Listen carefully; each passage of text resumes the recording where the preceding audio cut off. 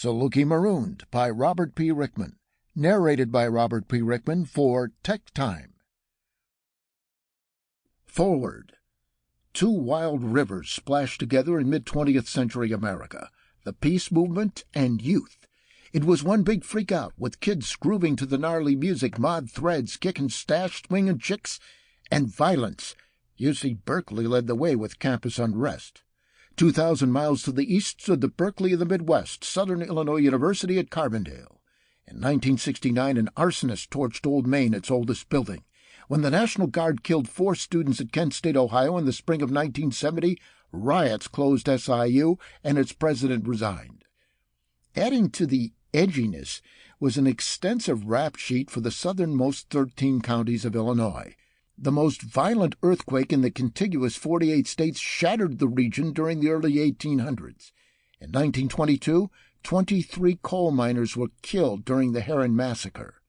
The Great Tri-State Tornado, deadliest in American history, struck in 1925, killing 695. And in more recent times, the May 2009 inland hurricane spawned 3 tornadoes in southern Illinois, which uprooted trees, blew out windows, and demolished buildings. That fall, 58-year-old Peter Federson wandered onto SIU after binging on drugs and alcohol. Deeply depressed, the former Saluki crawled under a canoe on the lake, fell into a stupor, and joined the region's long list of extraordinary statistics. Because when Peter woke in 1971, the world was out of kilter, just as he had remembered it. Saluki Marooned. Chapter 1. There is something wrong with my emotional thermostat. Good things make me nervous, bad things make me even more nervous, and uncertainty drives me wild. Yet I loathe boredom and routine. It's been that way for my entire 58-year life. Gleefully twisting the dial of my thermostat is a squadron of gremlins, living deep in my mind, which pry out bad memories, distort them into parodies of themselves, grossly amplify them, and propel them rudely into my consciousness. The gremlins use my memories to bludgeon my tender nerves until I writhe in agony. There is a line of these chemicals, because that's what they are, disarranged brain chemicals, that begins in the late 1960s and stretches to the present. This long and jagged line represents a demonic resume of my work history. I have been employed as a security guard, proofreader, adult school instructor, janitor, server, ticket taker, carpenter, bar disc jockey, radio disc jockey, photographer, and grocery store bagger. After I flunked out of college, I was a private in the United States Army. That was my worst job. The best job was working as a news reporter and anchorman at radio stations in Iowa and California. Being on the air is my number one talent, the thing I am tailor-made for, except that I couldn't tolerate stress for very long.